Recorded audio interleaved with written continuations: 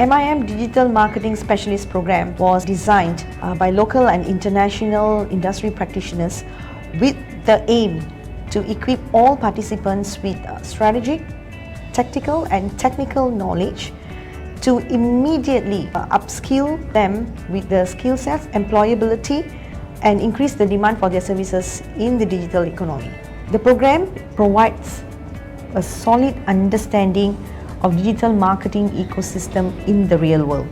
It offers experiential learning. Participants can build capabilities and skill set to offer their services not only locally but also internationally. So this could be a kind of advisory service that you could offer as a marketing specialist. So obviously you need to listen. You listen as in listen to social media, engage in that conversation and measure and refine that conversation.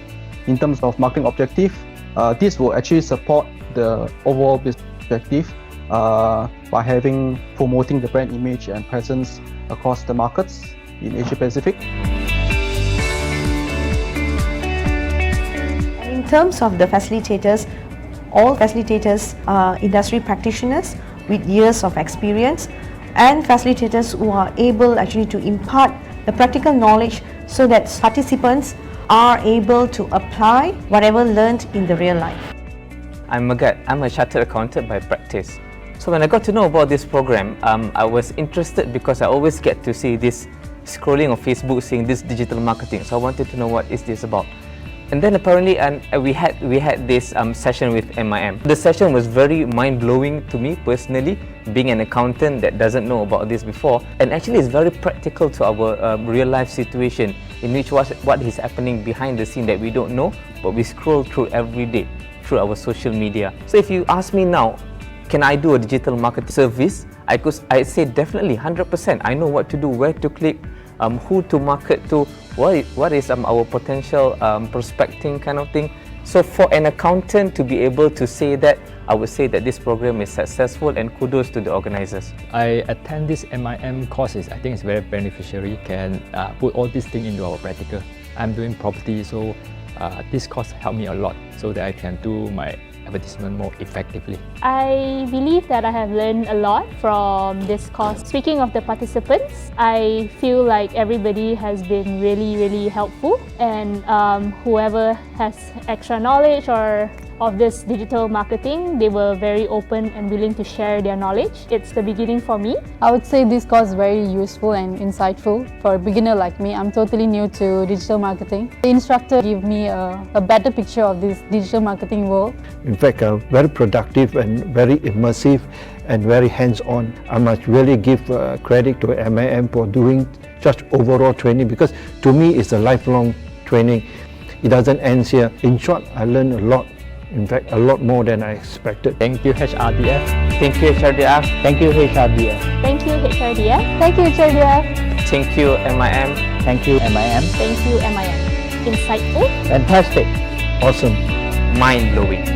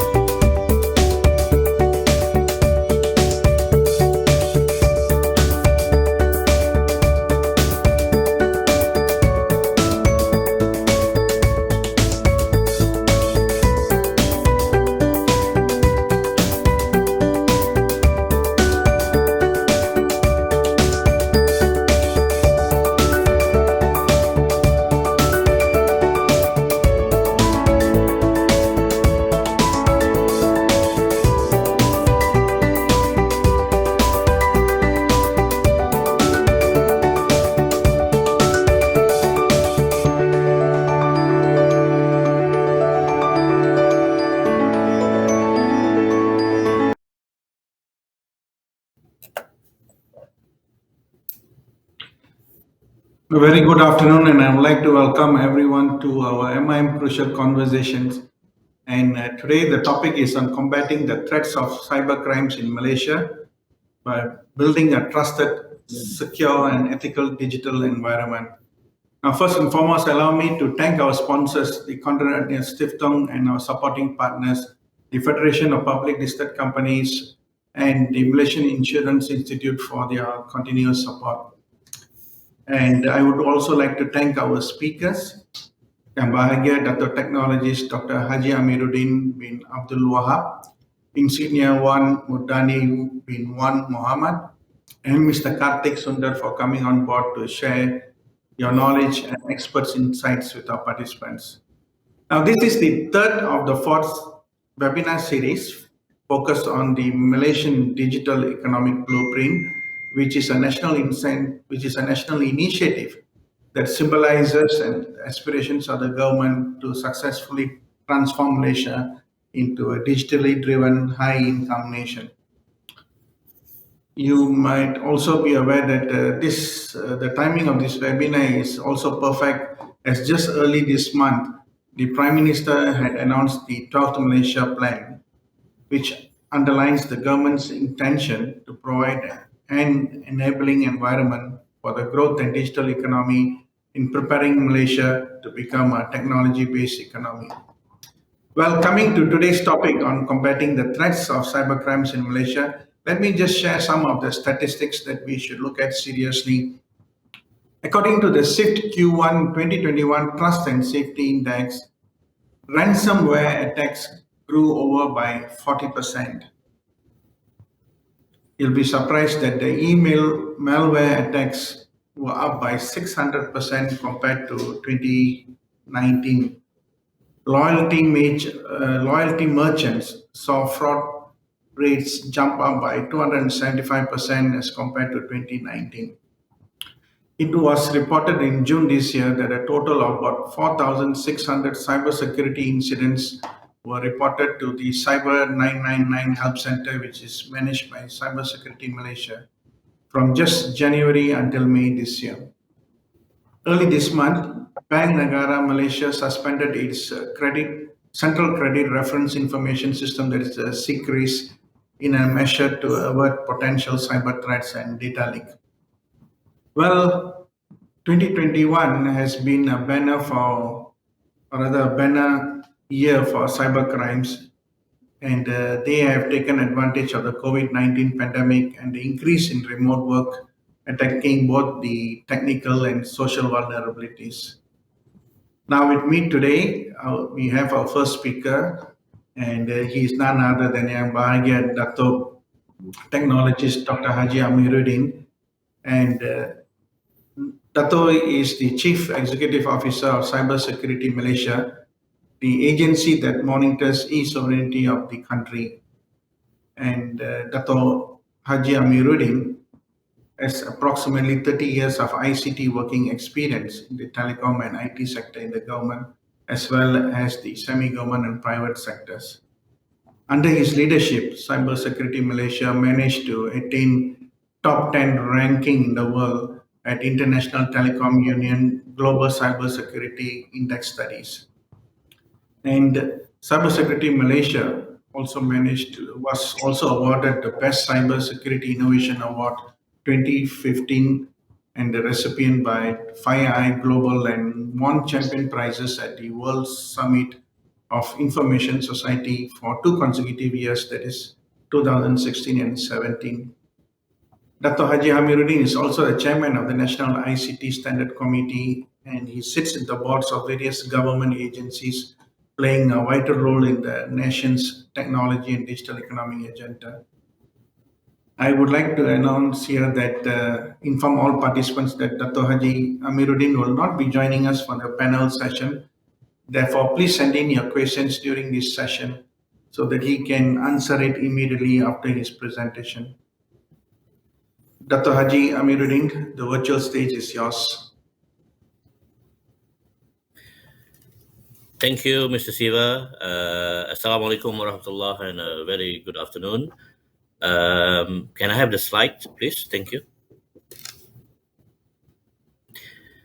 Okay, firstly, I would like to take this opportunity to thank MIM for inviting me to share our perspective with regards to the evolution of cybersecurity in Malaysia. You know, Cybersecurity Malaysia has been quite a while in existence. We were established in 1997 as MyCERT, Malaysia Computer Emergency Response Team, and since then we have evolved to become NICER, which is National Information Security Emergency Response, and finally in 2007 we were launched as cyber security Malaysia by the former Prime Minister at that time. So this is our story and how our perspective with regard to the cybersecurity evolution in Malaysia. Next, please. So let us start first by understanding our digital world today so that we can appreciate the cybersecurity landscape, cybersecurity environment that we are having not only in Malaysia but also at the global level. Next, please. If you look at the statistics, actually we are moving into a more interconnected world. Actually, more and more people now, there's a statistics at the that's mentioned that we are more connected, where about 80% plus of Malaysian population are internet users, and at the global level about 60%. And now we are not talking about internet of people, but while we're talking about the convergence of technologies, where we have now the cloud technology, the IoT, etc., that add into more complexities to the cyberspace. Yeah? So it is no longer just about internet of people, but it also internet of devices, internet of processes, internet of data, etc. So we are moving to next, please. Internet of what we call internet of everything. That means we are no longer just about people connected, but we will see now things or devices connected, processes connected, and even data connected. So everything is connected, provided us with big data, and it allows it to be analyzed and exploited. So these are the world that we are moving into nowadays. Next, please.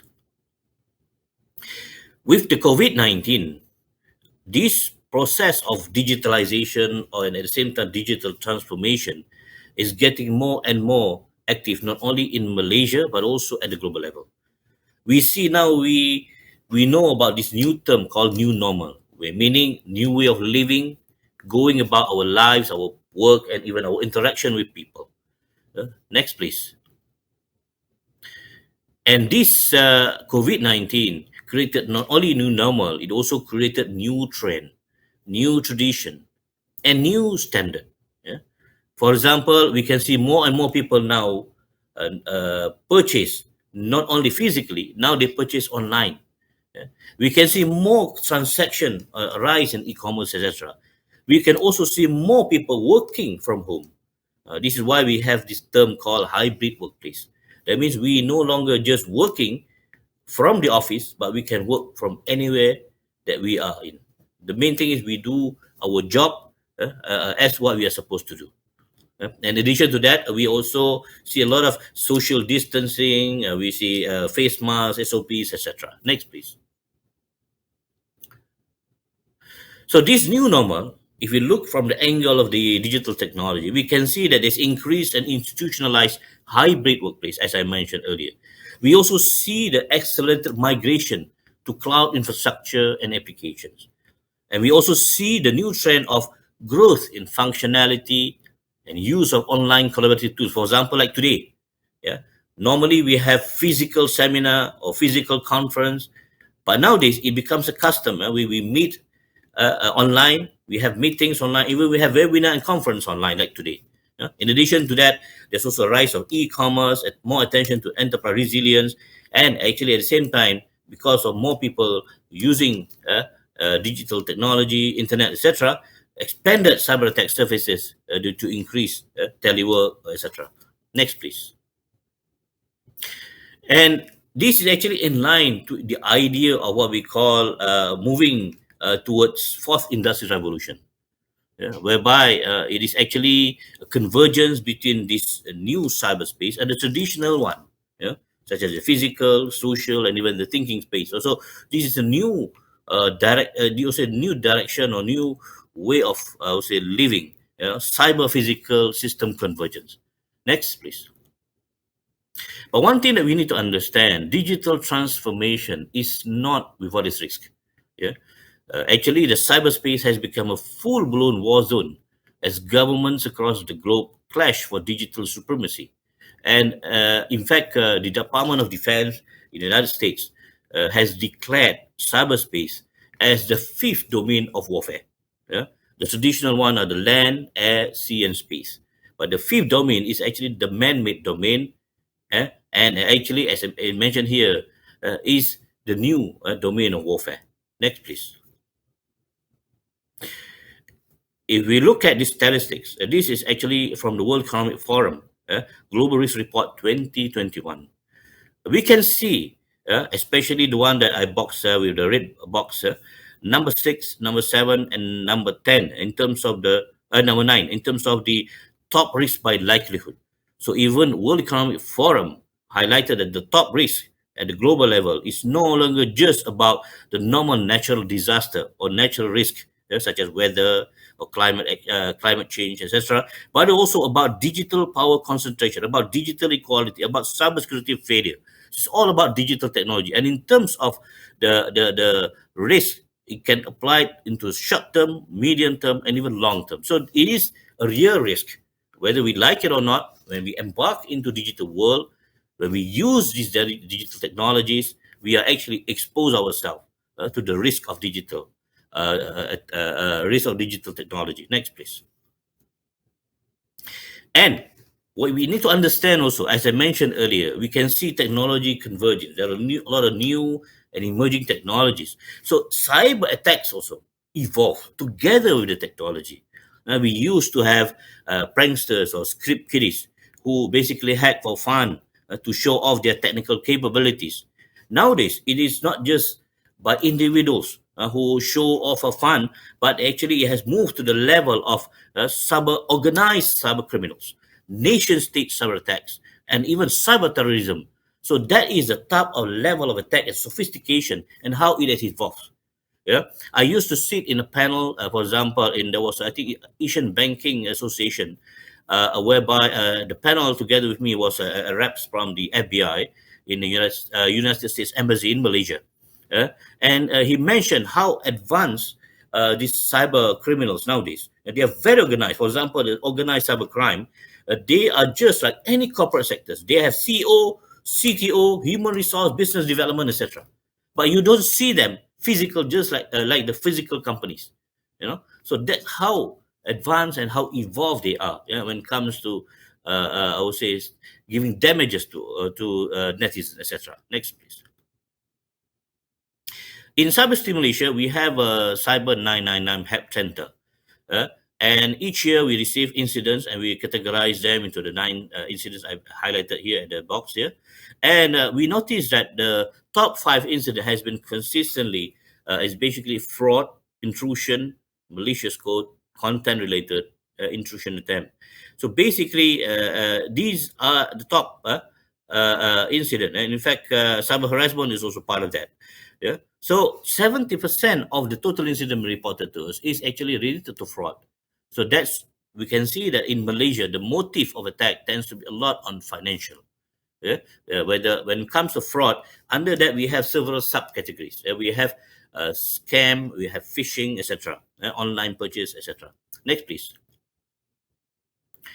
And when we talk about cybercrime, there are 2 types of cybercrime. One, crime that target networks or devices. So we've heard about ransomware just now. And there's also about viruses, denial of service, botnet, etc. So this is about crimes that target networks or devices. The other type, next please, other of cybercrime, is actually crime that use devices to participate in criminal activities. These are not technical kind of attack, but it's actually using the device to participate in the traditional crime activities. Like, for example, I mentioned just now fraud, social engineering, phishing emails, cyberbullying, identity theft. These are those that use devices to participate in the criminal activities, compared to the previous one, which is hacking, ransomware, etc., which is targeted on the device itself. Next, please. And there are various types of crime, cybercrimes, and threats that happen in Malaysia, and it covers various sectors, as you can see here. Even the military, defense sectors, police highlighted a lot of frauds. We can see even espionage activities, hacking activities, etc. So these are activities, but it's not just limited to Malaysia. Actually, this is a global phenomenon. Next, please. Some of the threats that in Malaysia that we need to understand, for example, one is increasing. For example, data breach. Yeah, we can see that happens not in transportation, yeah, in financial sector, and even in military security sector. It covers various aspects of various sectors when it comes to data breach. Next, please.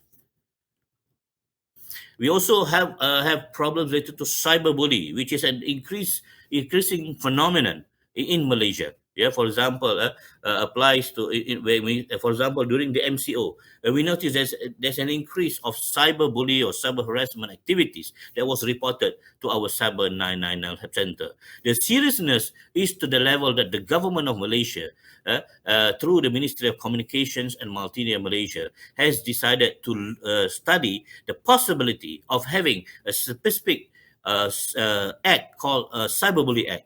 This is something that a work in progress. A study is being made into that, and a lot of process in exploring the possibility because of this seriousness of this cyber threats in Malaysia. Next, please. As we all know, insecurity causes devastating impacts. And obviously, when we are attacked, the damage to the brand, our financial, our operational and our regulatory is big. You will be fined by your regulatory bodies. You will be under scrutiny by the media, and you will have to spend a lot of money to manage the damage, etc. Next, please. So cyber attacks is no longer, as mentioned just now, the cyber physical system. So now there is a convergence. So cyber attacks is not just happening in the cyberspace. Nowadays, cyber attacks that happen in the cyberspace will have physical consequences. And these are some of the phenomena that we can see at the global level. We can see at the defense, at the airline sector, at the oil and gas sector, etc., even in the hospitals. Next, please. So, what are the preventive measures to protect ourselves? There are several. For example, be vigilant when browsing websites. We need to flag and report suspicious email. You can report to us at cyber999 at cybersecurity.my. Never click on unfamiliar links or apps.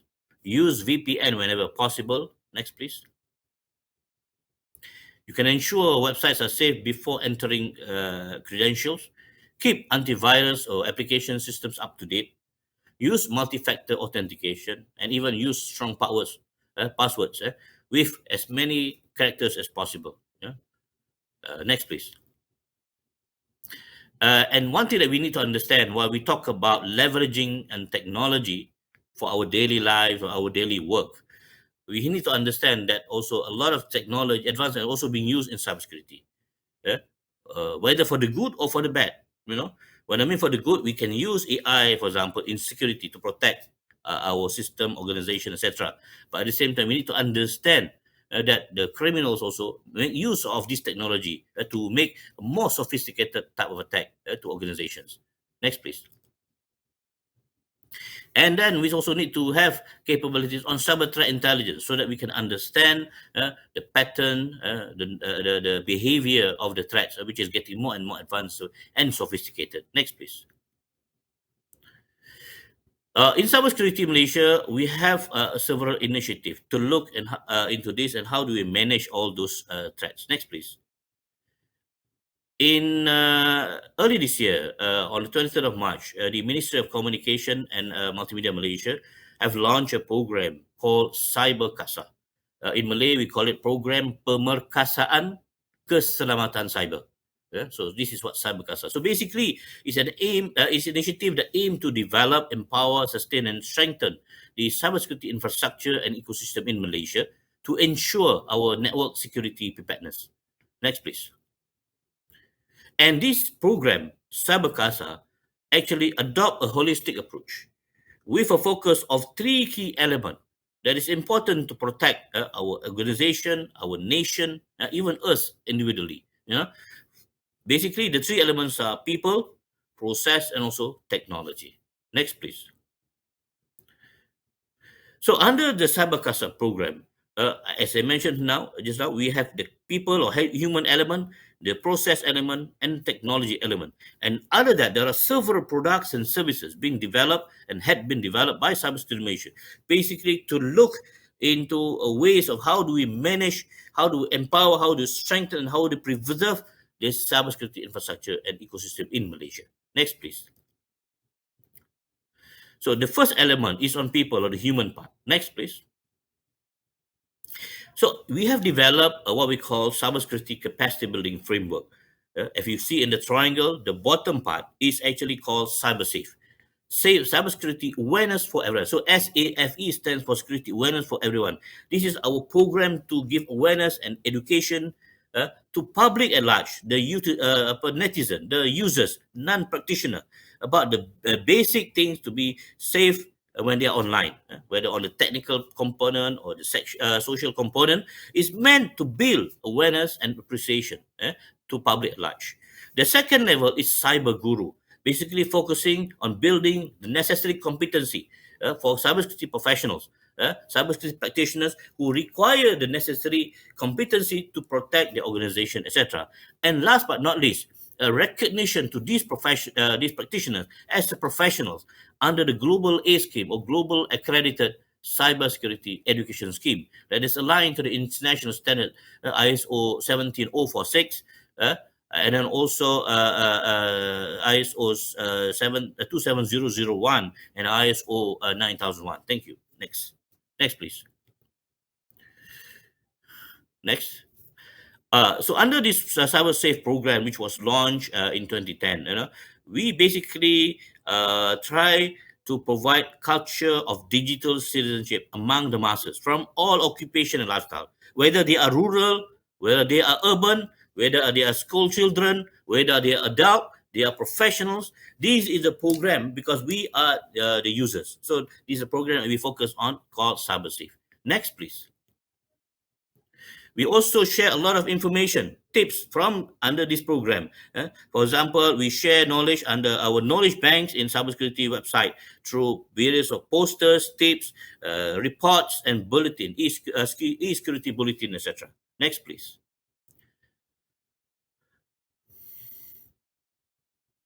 We also partners with local and international partners, government or industry or even academia.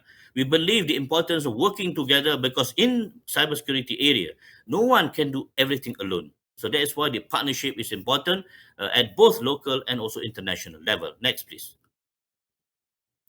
And that's why in engagement, we work with even the legislative bodies, we work with the cybersecurity policy makers, we work with the industry players, the community, the R&D, and even the various law enforcement agencies, because we are technical agencies. We are not law enforcement, so we will provide the advisory and the technical support to the various law enforcement agencies in this country. Next, please. So under the process element, next. We work and align our work towards our Measure Cybersecurity Strategy, MCSS, which have 5 pillars and 12 strategies as highlighted here, covering aspects of governance, legislative framework, technology, capacity building, and even global cooperation. Next, please. At the same time, it aligned to the Malaysia Digital Economy Blueprint, or the My Digital, the one that mentioned just now by Mr. Siva. And under that, they have 6 trusts, and under policy, under trust number 6, it has stated clearly, build trusted, secure, and ethical digital environment. And this is where cybersecurity play the role to contribute to the My Digital initiative. Next, please. We also support and work together closely with Personal Data Protection Department, that actually the driver to the Personal Data Protection Act 2010. And so we have laws that basically govern the personal identifiable data collected via the commercial transaction. It is led by our colleague in Jabatan Perlindungan Data Peribadi at the Ministry of Communications and Multimedia. Next, please.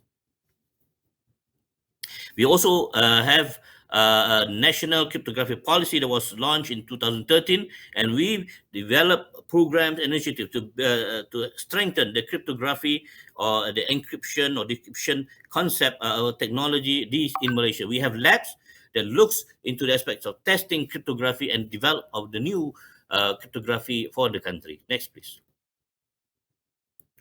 And we also address data protection through and resiliency through various cybersecurity guidelines. So in Cybersecurity Malaysia, we have developed various guidelines for the benefit of developers, industries, academia, etc., and public at large. For example, the areas of cybersecurity guidelines on industrial control system, SSDLC, the IoT security, the I 4.0, the Industry 4.0, etc. Yeah, these are some of the guidelines, and they can be downloaded and get from our website, www.cybersecurity.my. Next. On the last component, the technology. Next. We feel that, as I mentioned earlier, the traditional security approach is important. However, because the convergence of technology, the evolution of technology, new technology emerge, so the threat getting more and more smarter and advanced. So while it is important to maintain the traditional security approach, such as firewalls, having antivirus, intrusion prevention system, etc., but it is not sufficient to deal with smart cyber threats. That's why the importance of what we call defense in depth. Working the three element people process together to protect our critical asset at the middle, like the castle in the middle. Next, please. So we also need to adopt what we call adaptive security to be more resilient, focusing on the areas of being responsive, preventive, detective, and also predictive. Next, please. So, for example, on the predictive, leveraging on that, we have developed a cyber threat intelligence lab. This is to strengthen our capabilities in predicting norms, patterns, and threats related to whether in basically more to predict and understanding the threat is coming. Yeah. Next, please. And then on the responsive part, then we have our MyCert, the Malaysia Computer Emergency Response Team, and also Digital Forensic Team that looks into various response on the various threats and also forensic investigation. Next, please.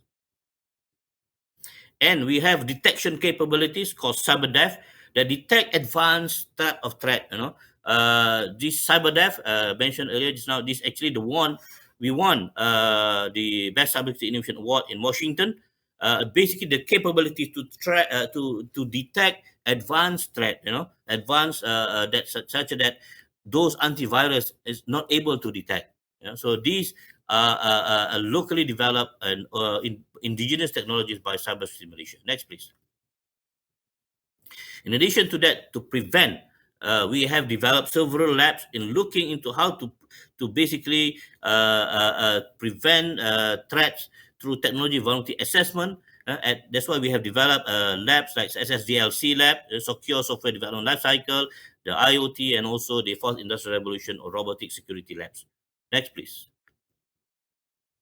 In addition to that, for the public, we help to assist public to protect their data, even organizational data, through data sanitization and recovery service under our My Cybersecurity Clinic initiative. Next, please. Some of our recent achievement, as the recognition that been given to Cybersecurity Malaysia. For example, in 2019, we participated in the first Australian Cybersecurity Center and ASEAN Capture the Flag competition in Perth. So here, we won we win this competition where we were the first, Singapore second, at that time Vietnam third.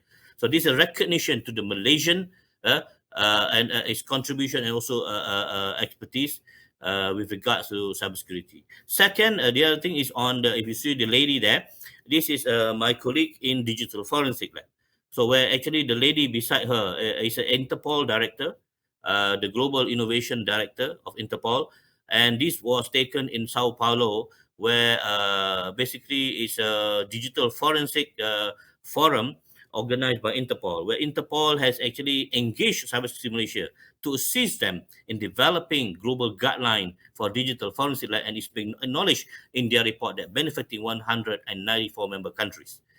The other one is on our Global ACE, our training program, Global Accredited Cybersecurity Education Scheme. In recently last year, we won as winner prize at the World Summit of Information Society Forum 2020 under the category 5 action line, building confidence and security in the use of ICT. So through our initiative, the Global Accredited Cybersecurity Education Scheme, the Global A scheme that I have highlighted earlier in the capacity building framework, basically a focus on developing a cybersecurity professional for the country, and even that can be also recognized at the regional and international level. And lastly, Malaysia was ranked fifth in the most recent Global Cybersecurity Index 2020, and we have been actually top 10 rank since 2014 study. And this is actually, there are many players actually when it comes to Global Cybersecurity Index. Cybersecurity Malaysia also plays that one of the roles to help contribute to the also success of Malaysia as a country, yeah, that rank 10th, top 10 in the GCR ranking for the past 4 studies since 2014. Next, please. So in conclusion, one thing that we need to understand in this era of connectivity, yeah, we are actually exposed to the threat of cybersecurity. We are going to be exposed to the various type, whether cyber related crime that directly focus on the device, or the one that use digital technology to do criminal activities.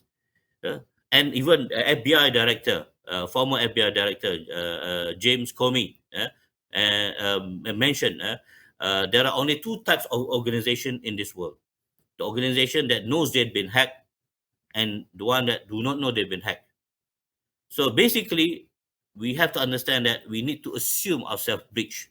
Yeah? As such, there is no such thing as 100% security. There is always an improvement that need to be made. So we need to ensure to minimize that. You know, and this as such, there is a need to ensure for a secure, not only secure, we need to be resilient and also trusted cyber environment in order to sustain progression and prosperity. So what I mean by resilient, that means the ability to bounce back, to basically minimize disruption to your operation. That means basically about business continuity. Where even though you are been attacked, even though you are breached, you manage to be resilient, to be able to bounce back and to manage the situation appropriately. And as such, it is important to have a more innovative and proactive adaptive security approach I highlighted earlier. That means we do not want to be just being responsive. That means attacks happen, then you respond, but we need to strengthen the preventive measures. That means by mention about preventive, that means you need to put all the control measures, the security, governance, risk, and compliance that need to be in place. But at the same time, because of the threat is getting more and more advanced, we need to strengthen detective capabilities. That means you cannot depend totally nowadays to firewall or to antivirus, I have highlighted earlier, but we need to be able to detect advanced type of threat that is already inside our network without knowing it. Yeah? And at the same time, to strengthen and leverage on the data analytics capabilities for data to build predictive capabilities, the need to have what we call the cyber threat intelligence capabilities. And another thing, the approach also has to be not only adaptive and dynamic, but also innovative that cover the three elements: people, process, and technology. So cybersecurity is not just about technology, it's also about these three components: people and also process. In fact, people is the weakest link. As such, it is important for us to work with various partners, local and international level, so to strengthen the public-private academia partnership, and at the same time at the national level and international level, whether bilateral or multilateral, and even at the regional level, there is important for us to work together. And this is why, for example, cybersecurity is very active at the both local and also at the international level, engaging various partners. Yeah. And one thing also, as a nation, we need to gear ourselves to cyber resilient as threat is getting more and more, I would say, advanced. And one thing also I've highlighted here, this any cyber incident you can report to us. Just now we have the statistic. So we have a help center called Cyber 999. You can report to us at 1-300-882-999 or call us at you can also email us at cyber999@cybersecurity.my or download our mobile app Cyber 999 app free, Play Store or Google Play. Okay. So I think that will be my presentation for today. Next, please. So I'd like to thank you again to MIM for giving me this opportunity to share our views, our perspective with regards to the evolution of cybersecurity in Malaysia. Thank you. I pass back to Siva.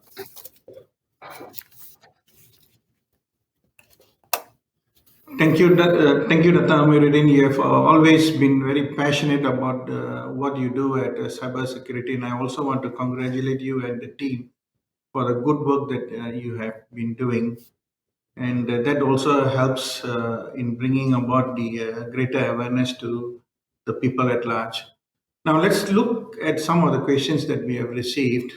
I'll start with the first one is, according to the 2020 Global Disinformation Order Report, it was found that social media accounts driven by cyber troopers in Malaysia, which include accounts on Facebook, WhatsApp, YouTube, and Twitter, were used to spread pro government or pro party propaganda, indulged in smear campaigns, and suppressed participation through personal attacks or harassment. The question is, are there regulations in place to penalize the perpetrators who are predominantly political leaders of the country? If so, have any cases been brought up to the courts, as we have probably not read any of them in the newspapers? Okay, thank you, Mr. Siva, for the question. First, no one is actually above the law. As long as it can be implicated in any of the laws that we have in this country, then it should be prosecuted as such. But going to your comment just now and also questions, when it comes to harassment, personal attack, for example, I've highlighted earlier in my presentation the seriousness of this harassment, we call it, has become a concern at the national level. And as such, the Ministry of Communications and Multimedia Malaysia has engaged a study, if I'm not mistaken, that was through SKMM. Yeah? They have engaged a study to develop what we call Cyber Bully Act.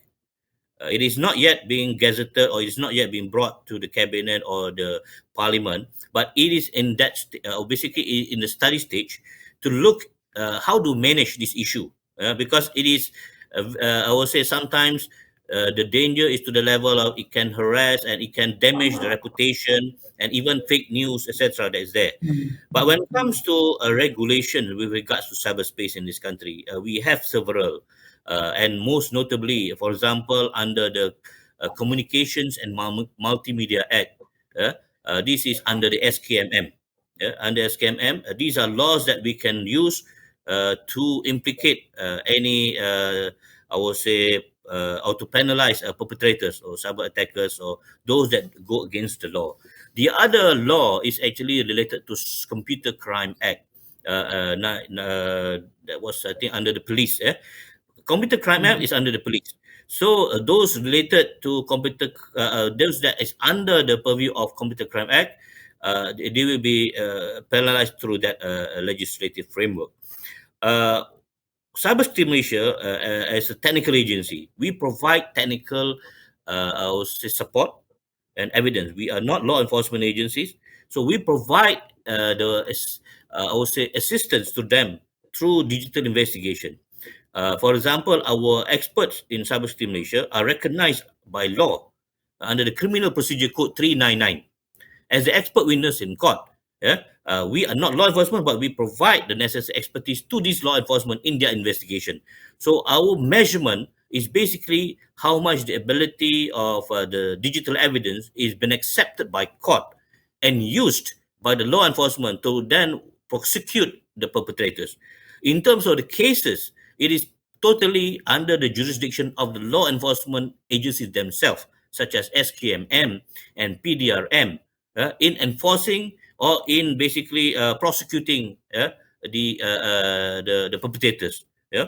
So that is under them. So that our role is basically to provide the technical evidence to assist the law enforcement agencies with regards to any investigation that goes against the law in the cyberspace. Dato, there is also just now you presented a lot of initiatives, in the outreach programs that is serving the less, that is already there in place.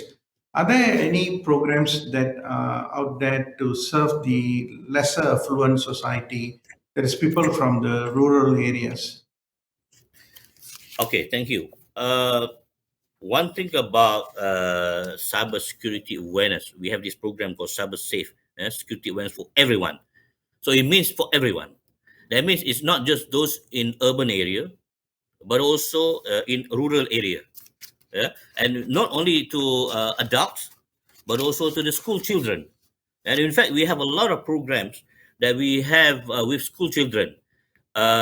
Just to share with you, in 2016, 2017, we have developed the first baseline studies that encompasses about 10,000 primary and secondary school with the Ministry of Education.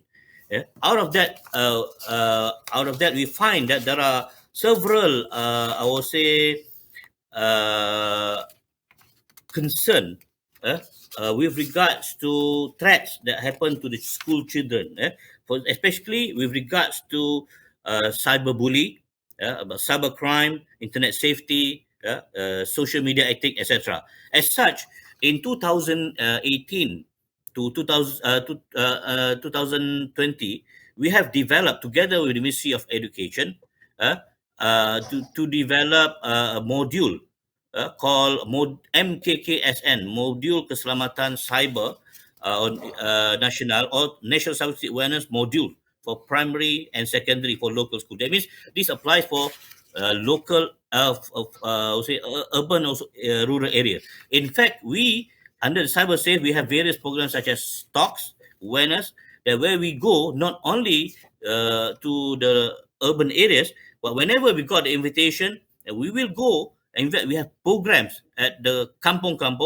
The main thing is the giving them the awareness through education, basic tips. Like I mentioned just now, it is not meant for practitioner. It is meant for non-practitioner, netizen, the one who use. So, as I highlighted under the cyber safe, it is meant for everyone. In fact, the name itself, security awareness for everyone. SAFE stands for security. So it's meant for all kind of categories of people, young and old, upper rural or urban areas. Along the same lines, there is another question from one of our participants is, which certificate program would you recommend for those who intend to switch career to cybersecurity field? Okay. Since you mentioned this, basically, we in Cybersecurity Malaysia recently, under the Pemulih, the government has this Pemulih program. We have developed a program for upskilling. That means for those who are affected with the COVID-19, in terms of those who are IT players or those who are non-IT, but who wants to shift. Yeah. So we have a program under the Pemulih to train about 200 people that registered under this program to basically change their subject from their areas or whatever they do before to this new area. And at the same time, we have partners from the industry that will willing to take them. We call it the train and place.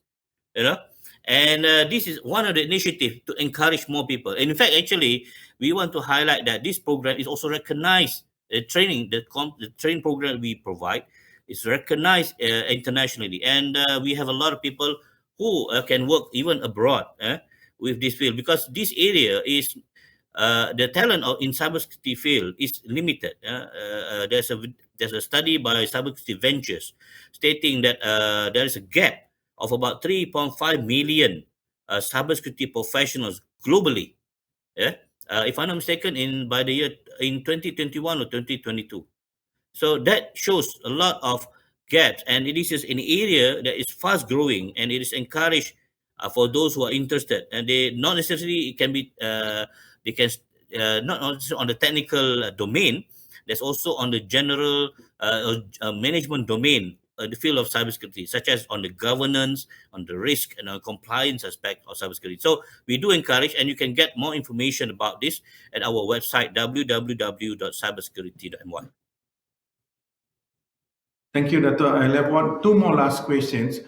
There is this question from one of our participants. When reporting to Cyber 999, what are the supporting documents that they need to submit? Well, basically you can call, and basically what they need is your obviously your details, such as what is the problem that you're facing, yeah, your name for sure, your name, and then your contact, because they need to liaise with you. Yeah? And at the same time, what is the problem that you're facing? Whether are you facing fraud related problems, or are you facing hacking related problems, or whatever? What's the issues? So then we will provide the necessary technical support, advisory, and assistance, in managing those threats. However, if we find that these are cases that against the law, something that, for example, under criminal or cybercrime related activities, incidents that happen to them, they can report to police. They can also report to us. But anyway, we have linked Cybersecurity Malaysia through our MyCert, Malaysia Computer Emergency Response Team. We have linked with almost all law enforcement agencies in this country. That means we are not only linked to SKMM, not only linked with police, we have linked with Bank Negara based on the law that they have, based on the Ministry of Domestic Affairs and Domestic and Consumer Affairs, under the, for example, the e-commerce, etc. So all this, we have linked also with the SPRM. We have linked to almost law enforcement agencies. So depends on under which act. So we provide the necessary technical assistance if we found that the incidents reported is aligned under that respective legislative act. So our role is providing the necessary technical advice and support. Dato, is there a fee that they need to pay for these services? No, it's free for the report, It's and free. then to get support. Yes, but for certain areas, that for example, assume certain organization, they are, for example, they are being hacked. Okay, then they need some assistance. What happened? So we can help to investigate what's the cause and root problems, and provide them the necessary advice. So after that, to do the preventive measures, they can engage anyone, companies out there, industry players. Well, they can also engage us. Like I mentioned just now, we have list of services that one pay. But for all the report to get assistance, how to move forward, for example, in managing their issues, that's free. It's free reporting. So what to help them, for example, to do vulnerability assessment, test, secure, I would say VAPT, for example. That basically there will be some fee, and not necessarily they can get from, they can also get from other outside, or they can get internally if they have the right team within internal. At least they know what is the problem. Yeah? Right. And Dato, there are quite a number of questions, but in the interest of time, what we will do is we will compile all this and then send it over, and then to you to respond, and then we will email back to the participants. But on a lighter note, before you go, there is one interesting question somebody has asked: is love scam considered as a cyber crime? Yeah, in this case, we categorize scam under fraud. It's essentially a fraud, but it's basically love scam is basically a social engineering type of threat. Basically they entice you between two persons, especially using the social media. They make you trust them, and finally they ask you to pay money or help them because they are in difficulties, etc.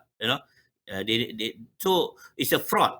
So then under that, it can be applied under the Computer Crime Act by the under the police. So you can report this to the police. You can also bring the police report to us. Even after you have reported to the police, you can report to us, and we can provide the necessary assistance. And we can work because we have a good relationship with the commercial crime department at Bukit Aman on this, and assist whatever we could. Right.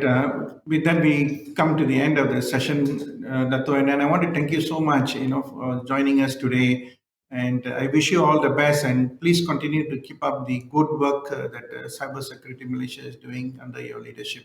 Thank you very much, Dato. Thank you, It's a Siva. pleasure Thank you, to have MIM. you. Thank you very much. Now, ladies and gentlemen, now we'll move on to our second speaker. Our second speaker for today is Insignia Wan Murdani bin Wan Muhammad.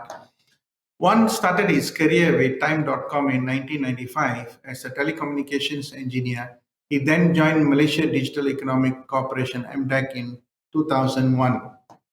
And he was first attached to the regulations department and rose through the ranks of his current post of Director of Digital Adoption Ecosystem. One is responsible for driving, advocating, and facilitating the progression of digital enablers and catalytic investments in identifying focus areas that includes data center, cloud, and cybersecurity ecosystems and strategic infrastructural development. It is interesting to note that Wan was nominated and elected by the country members of the Asia Pacific Telecommunity, which is a joint initiative by the United Nations Economic and Social Commission for Asia and the Pacific and the International Telecommunication Union to represent the government of Malaysia under the then Ministry of Energy, Communications and Multimedia. And he was a chairman of the study group for 2 terms from 2002 to 2007, and he has successfully led multi-countries dialogues and deliberations on ICT uses and adoptions. One currently serves as a member of the Kelantan State ICT Council and the Penang Smart State Steering Committee, primarily to provide advice, strategic view, and domain expertise in the areas related to digital economy.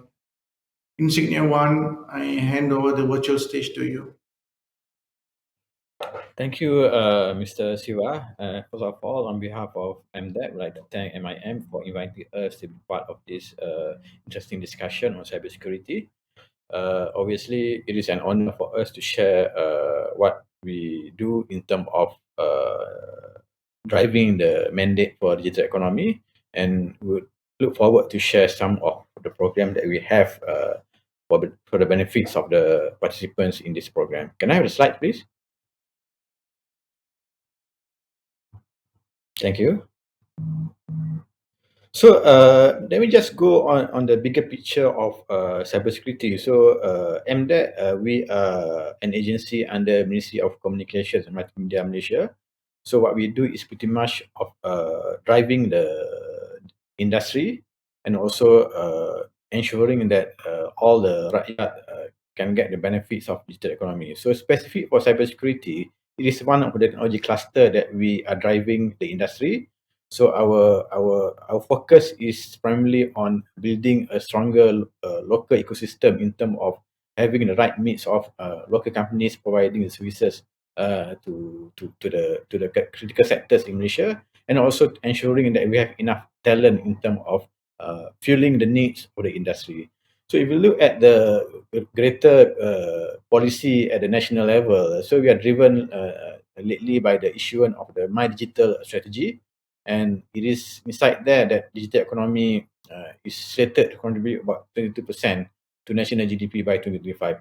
So, and cybersecurity is certainly one of the key enablers that it is very important to make sure that the process of sectoral digitalization can take place in a safer and secure environment. So in doing so, we have to make sure that we have enough ecosystem in terms of services and solutions that will be needed by the industry as part of their digital journey. So in terms of opportunities, it's a huge opportunities out there. You're talking about almost 700 billion market size by 2024. In ASEAN alone, we have about 20 billion opportunities by 2024. So obviously, these are the opportunities that if we can position us rightfully, we can leverage on these opportunities not only to serve domestic market, but also to prepare our companies, our local companies to be able to export their services to other sectors outside the country. So these are the things that we believe would drive not only drive digital economy in the country, but also would position Malaysia as a preferred service provider to provide that kind of service in the region. But we also have to note the challenges that we have in terms of skills. Obviously, is if we were to go on the journey of 22% contribution by 2025, then we have to look at the talent. Do we have enough talent in the country for us to be able to undertake that kind of challenges? In 2024, we need about 18,000. So efforts have been made by all parties, not only MDEC, by CXM, by NATSA, by various stakeholders to make sure that we can make ready another 9,000 talent when we reach 2024, when we need that kind of skills needed in the country. So another challenge is on the SMEs. We recognize that SME is one of the critical sectors in Malaysia. So obviously they are not being spared by the cyber incidents. 84% of them affected by cyber incidents. So this is a study made in 2019. So obviously there are rooms of improvement that we have to take into account in that critical sectors. So this is in a nutshell of what we believe would drive our programs in terms of the needs for the country. So can I have the next slide, please? All right. Thanks. Okay.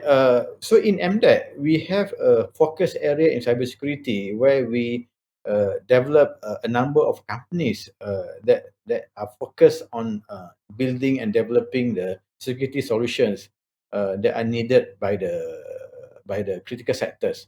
So there are two measurements that we put in place for us to dictate how much that our effort can contribute to the digital economy. The two things are the jobs and the exports. As I said earlier, the creation of jobs is made by the virtue of more industries are being put in place. So in this case, the more companies, the more services we develop, that means the more new jobs are created out of this thing. And secondly, is in the export. So we want to make sure that by serving the domestic market may not bring the right capability and critical mass for our company. So that's why the flavor of the services has to take into account what are needed in the region, especially in the ASEAN region. So we also measure the exports that's been contributed by the companies that we are developing. So we are quite focused to make sure that these companies are aligned with our aspiration in terms of building the nation, in terms of providing a safe and secure digital economy for them to grow. Okay, again, let me just go back to the industry of SME sector. It's a very important sector in Malaysia, SME. Then they have started to undertake digital journey. So in doing so, we have to make sure that we recognize what are the challenges that they have.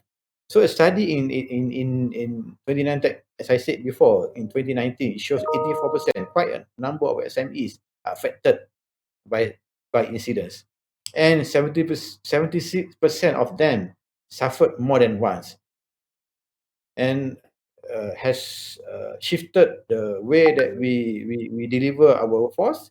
And according to the Future of Secure Remote Work report in 2021, 35% of our Malaysian organization with more than half of their workforce working remotely post-pandemic. So this shows that the shift of the trend has to take into account what would be the program that would make them ready to face the risk of cyber incidents. And again, we know that based on study, based on engagement, we work closely with SME Corp, the lack of resources, tools, knowledge, and expertise.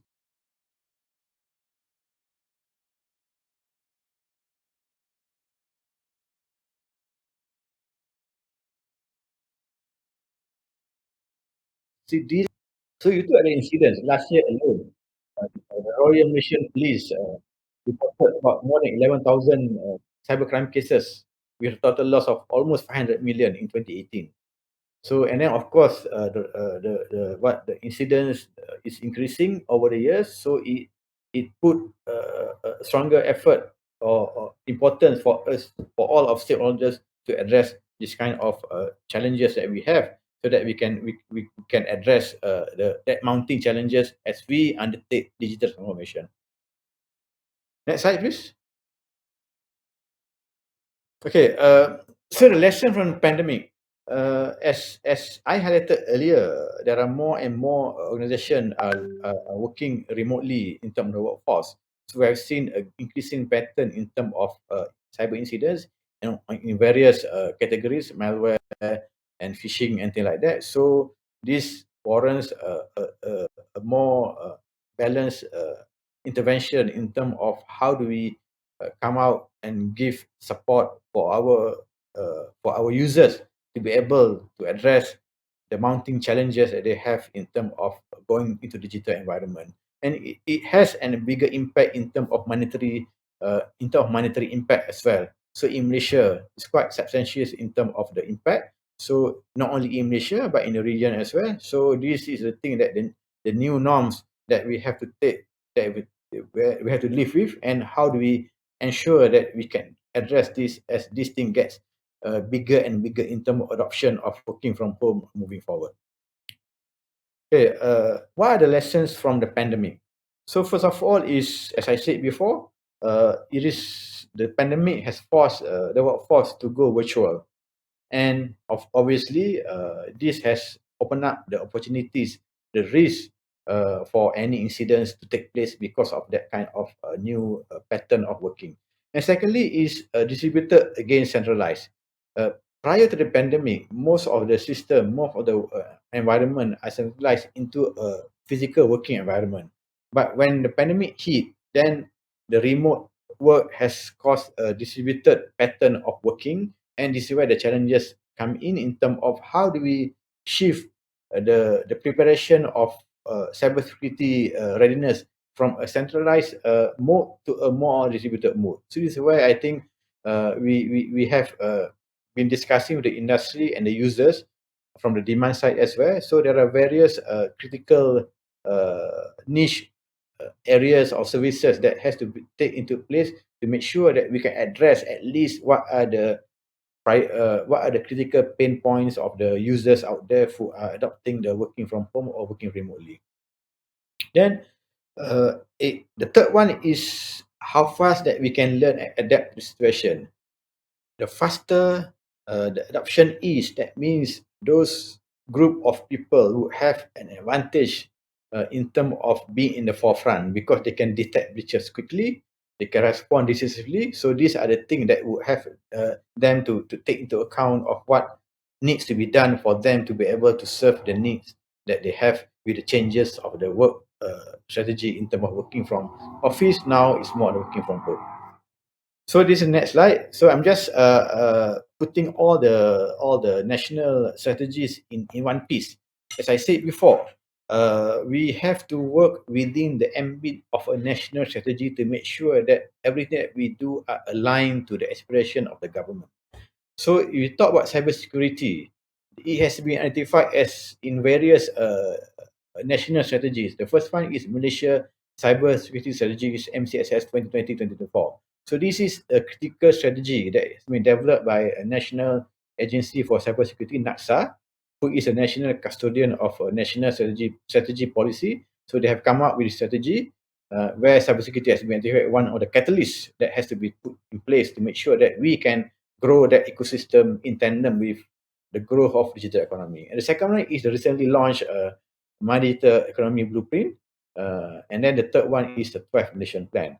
So if you look at as I said before, in the MCSS, there are one pillar, what it is categorized as effective governance and management. So this is where the strategy will be creating an ecosystem with clear roles and responsibilities for all agencies involved, and we have a specific agenda in terms of protecting SMEs in that MCSS strategies.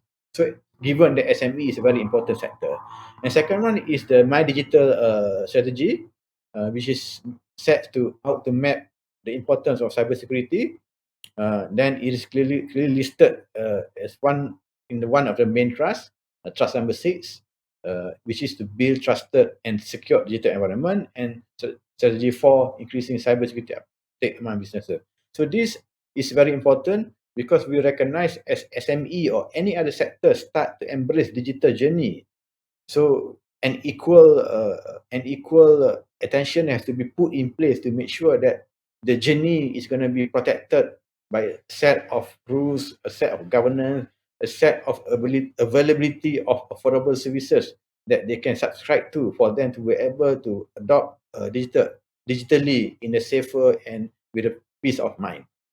And in the recently announced 12 Malaysian plan, so leveraging on the stronger footing of Malaysia in the ASEAN region in terms of cybersecurity readiness. So there are some programs and initiatives that will focus on the strategic and quality investment, as well as how do we digitalize micro SMEs and what are the needed protection that has to be put in place to make sure that SMEs can contribute to the digital economy as what we aspire for in our national policies of empowering SMEs. So these are the national policies that are very important. So to make sure that we are aligned to these strategies, and cybersecurity is certainly well strategized in all those strategies. The only thing now is how do each agency play the role to make sure that we can come to a mutual consensus and also to converge all the resources to make sure that we can provide that services or that kind of readiness for our sectors to undertake digital journey. Next slide, please. Okay, again, now let's focus on the SMEs because, as I said before, SME is a backbone of digital economy. So without SMEs, then we have to make sure that SMEs is being given priority in terms of the support that are needed so that they can adopt digital transformation in a fast and effective manner. So again, it's a backbone of digital economy. Almost 40% of the GDP contributed by this sector. And in terms of jobs, half of the jobs that have been created in the country come from SME sector. About 7 million job opportunities in this sector. So obviously it's very important. And for them to be able to grow in digital environment, that means we have to put extra effort in terms of programs that would get them ready to adopt digitally, and also what would be the protection in terms of addressing the challenges that they have with regard to embracing the norms of the cybersecurity. Given that most of them, 84% of them has experienced cyber attack based on a study in 2019. So it is about what would be the strategy to drive the adoption within this particular sector, SMEs. So the government has committed that cybersecurity will continue to be given priority and the agenda in defending national security and sovereignty, including adoption within SMEs. And what are the customized cybersecurity solutions that can spur that adoption, and whether that solution fits into the SME's DNA and help them to address the challenges. So these are the things that we have taken into account. What would be the intervention? What would be the program that we can put in place as a pilot for them to jumpstart their digital journey? Next slide, please. Next slide, please.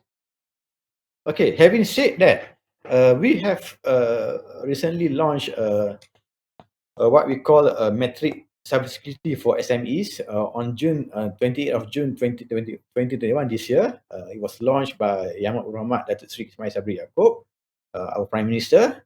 It is a collaborative program between NACSA, who is the national custodian of the cybersecurity, SME Corp, the custodian of SME sector, and MDEC. We drive the digital economy, so we work together with our Ministry of Communication and Multimedia to bring in a set of technology partners who can share the same aspiration as us in terms of providing services which is simple and smarter. Simple, which means easy to adopt, and smarter is about making sure that those services will make the SME staying ahead of the trends.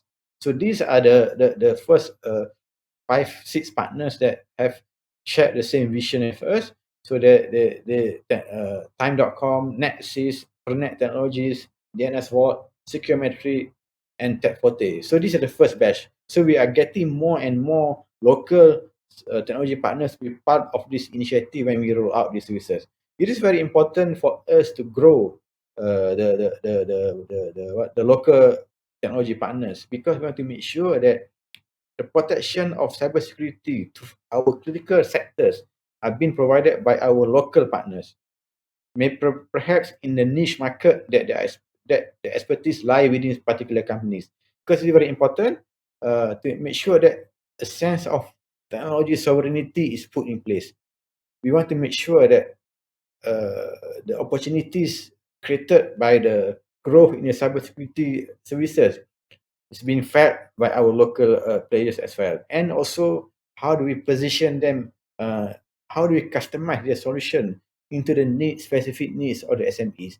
So SME metric cybersecurity is meant to look both on the demand side, which is SMEs need for cybersecurity, and supply side, which is to create a stronger local ecosystem who will be able to serve the needs of the SME in the first place. But eventually, when our local solution providers has been strengthened in terms of their capabilities, obviously they have the opportunities to serve the other sectors such as financial services, public sector, and start to serve the needs of local cybersecurity from a local perspective. So it's very important to make sure that we can reach to the level where our local solution provider will be able to not only to serve domestic market once their services are being validated by critical sectors in Malaysia, SMEs, public sector, financial services, for example. That means it can give them a springboard for them to serve to export their services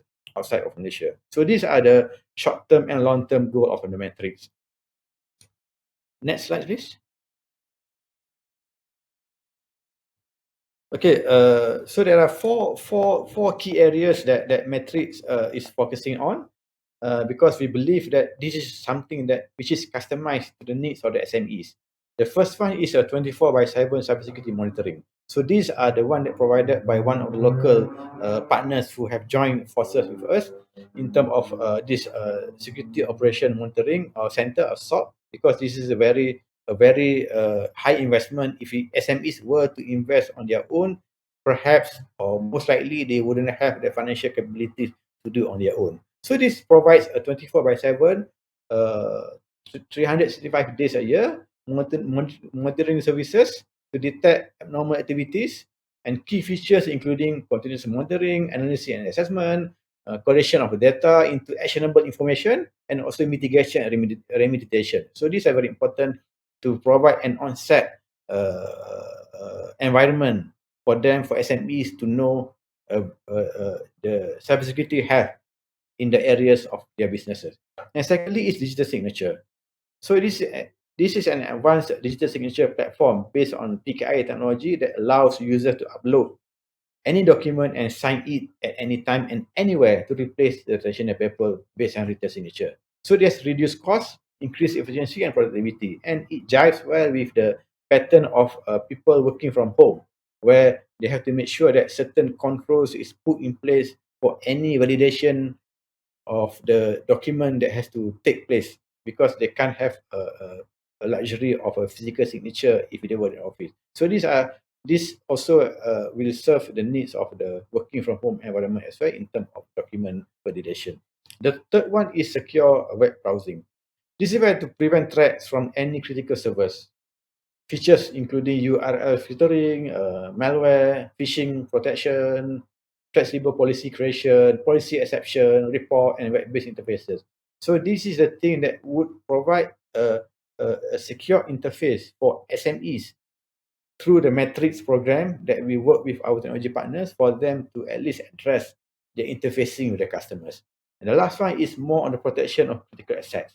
So this is about delivering agility and effective application, whitelisting, even endpoint control solution that allow SMEs to enhance their defense strategy against any execution of or any unwanted malicious application from the from that are coming to their network. So these are the four things that we put in place as a first set of much needed services by SMEs in a smarter way, easy to adopt, affordable, and we work closely with technology partners, as I said before, 6 of them as a first batch, for them to be able to understand the needs of the SMEs, and then they can grow together when this thing is thrown out to bigger community of SMEs in the near future.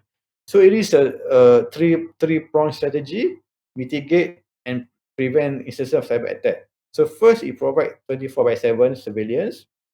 Secondly, provide critical asset protection.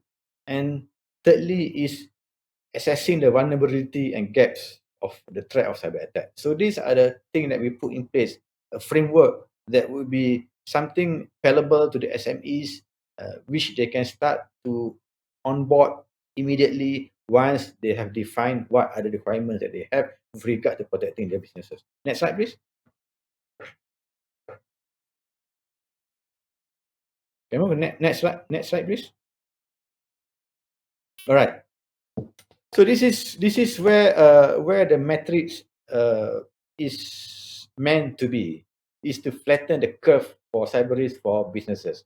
So imagine the red curve that you have without any intervention, without any control measure being undertaken. So the number of incidents could spike, and this is bad for business.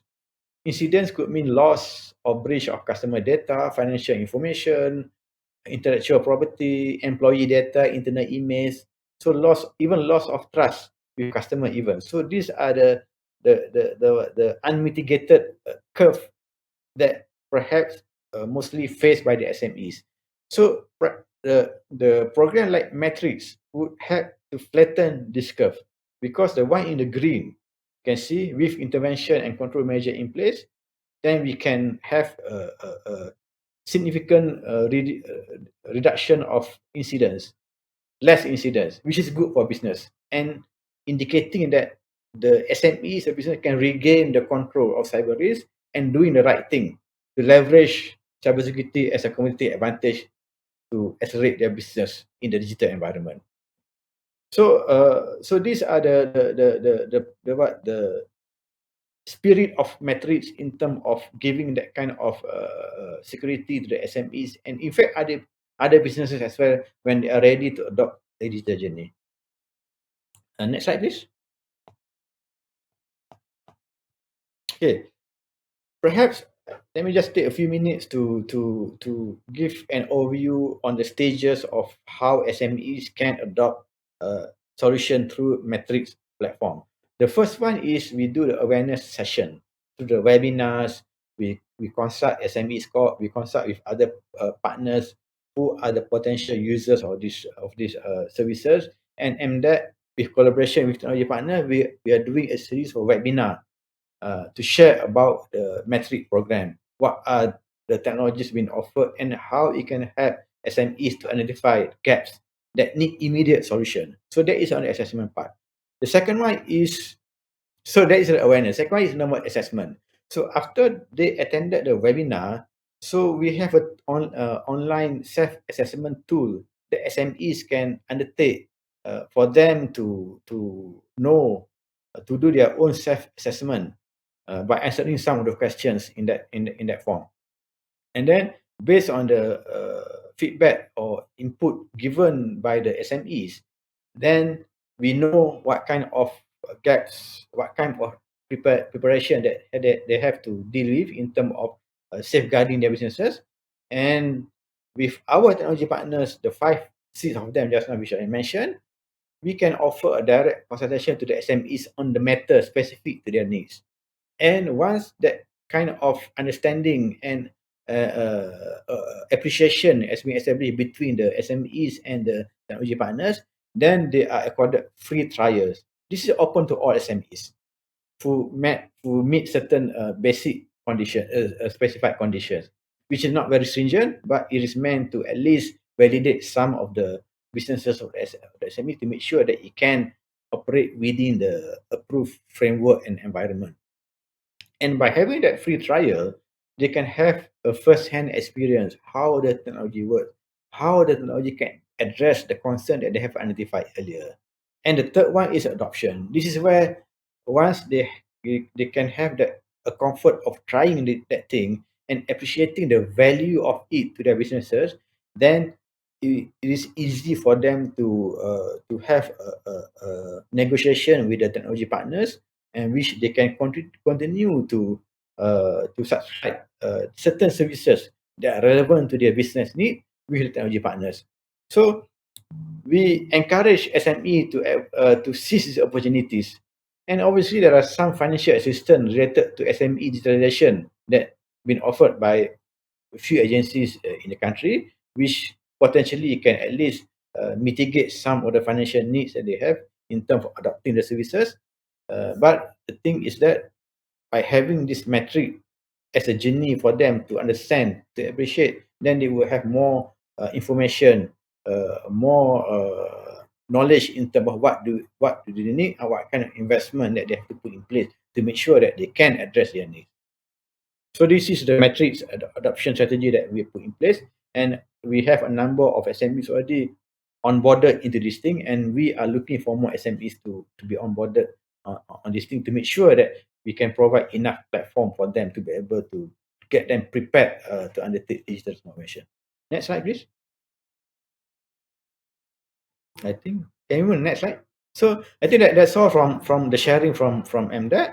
So if I can summarize in terms of the opportunities, we have huge opportunities in cybersecurity services, whether in the region or in globally, and it is very important for us to be aligned to the national strategies as envisaged in the Malaysia Cybersecurity Strategy (MCSS), 5 Nation Plan, and My Digital. And in all of those strategies, cybersecurities are well placed as one of strategic trust that we all have to strengthen the ecosystem for us to be to make sure that we can drive the digital economy.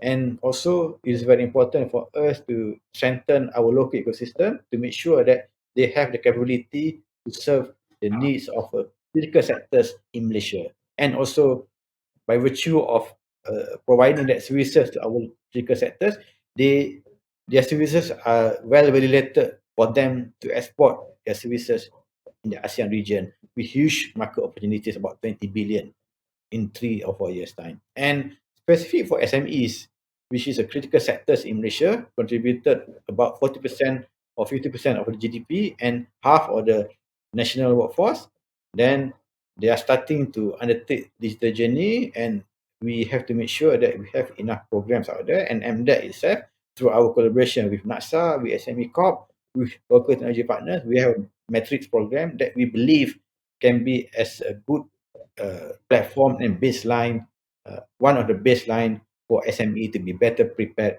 and to be more resilient in the digital journey. So I think that's it from MDAT. Thank you very much again to MIM for giving us opportunities to share our view and what are the initiatives that are related to the SMEs basically, and how do we get prepared them for cybersecurity future. Thank you very much. Assalamualaikum warahmatullahi wabarakatuh. Thank you, Insignia One. I think thank you for the initiatives, the efforts that MDEC has done to help the SMEs, and perhaps later part we will look at the metrics program. And now let's move on to our last speaker for the day. And our last speaker for the day is none other than Mr. Karthik Sundar. He is the Director for Risk Advisory, Infrastructure Security under Deloitte Business Advisory. Karthik is engaged in defining and developing cybersecurity practice programs for a wide range of clients across different industries and geographies. Karthik has worked across cyber services that lead to better governance, defense capabilities by providing insights across how people, process, and technology can be impaired by cyber attacks that directly impact a brand of reputation and its operations. Karthik's experience in conducting offensive security programs to determine the actual effectiveness of controls established by an organization supplements the internal audit functions to have different angle at looking at enhancing defense mechanisms of an organization. Interestingly, Karthik is a certified offensive security professional and has broad exposure across different geographies and provides pragmatic approaches to foster cybersecurity across different organizations. And allow me to welcome Karthik. Karthik, the stage is yours. Thank you, Mr. Siva. Thanks a lot. And thanks a lot for giving us an opportunity to share our learnings with our interactions with wide range of clients. So what I'm going to be walking you through is, can we have the slides? Thank you. So it's really about, I'm pretty sure that Dato and Mr. Van has covered the core cyber pillars in terms of what we are trying to achieve in the industrial revolution space. But it is just to understand more from like how what Mr. Van indicated is the small and medium enterprise businesses definitely have a tremendous impact on cyber. So let's look at the fintech space, especially because majorly all the innovation, the first industrial revolution or the first industrial impact that you see is from the financial institutions because they adopt to the emerging technologies at the first space. And only then it's channeled down to the other services or other ecosystems within an industry. So next slide. Next slide. What we really, I mean, this is something that you've already heard before amongst the two panelists is we've seen an influx of a wide range of cyber attacks across the Malaysian space. And of course, this goes on even to the global stage. So we've done a research and analysis and we've also interfaced with our counterparts across the geographies and we understand that post the COVID-19, there has been a tremendous increase in terms of cyber attacks. That's because of the adoption of technologies. We've heard that Zoom had a data disclosure, they had a data leak, and I'm pretty sure that everyone's aware of that fact. And we've also heard about a lot of ransomware executions. Now, the real question is, all these statistics that we throw up on the screen now, we say that there is 70%, there is 40%, there is a huge influx in terms of the cyber attacks that we see on a day-to-day basis. But what are we really doing about it? We do have the threat intelligence at the end of the day, and we do have the basic mechanisms of understanding that we are being attacked and we are being vulnerable uh, to the current cyber threat actors. But what do we really do as an organization? That's the first question that we want to address. Is we can say that we have defense mechanisms. We can say that we have different pillars or strategic programs, but how really effective and efficient are they? Are we doing the right thing? Are we doing what we should be doing, or are we doing what we can be doing? There are two major bifurcations in this. Is what we can do is pretty limited, but what we should be doing actually is a different tangent altogether. And that is what we try to work around with organizations in Malaysia in terms of they do have an effective cyber implementation program. They do have a definitive strategic program, but at the end of the day, is are they doing what they should be doing? Are they the metrics that govern their entire progress? Can we see it reflecting upon the society or the community as a whole? Is something that we're trying to understand. Next slide.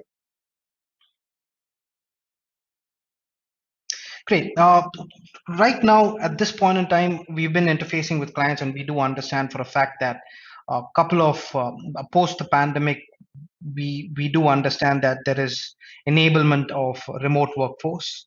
There's a risk in a lot of phishing campaigns, and of course, there's relaxing tolerance for third parties. So if you look at an organization, the building blocks of an organization at the end of the day strules down to majorly four components. One is the people element, the process, the technology, and the supply chain. The supply chain includes your vendors, your third parties, and anyone who interfaces with the parent organization to conduct business operations. So primarily, if you look at these three pillars, what are we doing around the workforce? Yes, we do have strategic reforms. We do have industry best practices, and we do have industry standards that we need to adopt to. We enforce these controls on organizations, and at the end of the day, reflect upon them whether they are effective or not. But we've never really considered the factor of what does my organization look like to an external threat actor's eyes. Now, meaning to say, your employees and even general people, they all have a digital footprint. At the end of the day, today, subconsciously, you are sharing data on social media platforms, your personal life, your professional life. At some level, you are sharing what your interests are. You're sharing what your job background is. You're sharing what you work on a day-to-day basis. Now, all of these data points gather around the social media platform. Now, we need to take a step back and think, can we use that data? From an external threat actor's point of view, how do they view this and how do they actually conduct or customize attacks or target you specifically? At the end of the day, they need to understand your personal interests. Now, this goes on to, even if you look at Google or if you look at Facebook, if you look at LinkedIn, the the advertisements that come up on your screen are nothing but they are monitoring your web browser activity. Today, if you go onto Lazada and you say that I would like to buy something, and you look up for that item, the next very minute you have advertisements related to that particular item. Now, why is this happening? That's because data is being gathered around you. There are pretty much a dominance around how much data points can be gathered for a particular individual. That's very, very important for an external threat actor. Now, how do they really use that? Then it changes to clickbait activity. At some form or other, they entice you into clicking something that you like. They entice you into something. They keep reinforcing. Like, I'm pretty sure that everyone would have read about Facebook on why is their business model really, really successful. They reach you with the likes. It gives you a sense of dopamine hit. They've understood the human psychology is humans definitely need something to do at a given point in time, and it's very much evident here. Enforcing you to do something, enforcing you to click on something of your interest gives you a sense of dopamine hit. Now, since that is very pretty much successful, the threat actors have understood that. They have clearly understand how the human psychology is constructed and what are the areas that they can target you. So they entice you and you click on it, and that's it. That's the first point of entry, where you've given away your username or password, where you've given away some PII information that they can further use. They're going to use that and then try and find a way into your organization. Now, why is the supply chain coming in? Because the entire organization also works with third parties. Now, if we can target the third party, entice them into clicking into something, and then pivoting from that point into your primary organization, it's pretty much the same thing. We all are contributing to each other's growth in the community. We all collaborate and work for each other. Now, in essence, that's the pivotal point. How do we really mitigate such kind of risks? That's the basic question that we are trying to address. Now, on the long term, what we see is after COVID, we've seen MySagentra, again, an app where all your check-ins are being monitored, your health condition is being monitored, your IC information is being taken into store. Now, for a minute, just think about it. If MySagentra were to get attacked by a potential attack tomorrow, all of your data points is in the wrong hands. Whatever information that we were trying to protect for so long is in the wrong hands. So how do we really leverage this? What is the cost to us from a personal point of view and from a professional point of view? That is where we talk about data privacy. That is where we talk about how do we look at ourselves from a threat actor's point of view. You need to get into the mindset of offensive side. The best form of defense is attack. So only when you know how you can be attacked, you can start defending yourself. So are we building capability around that space?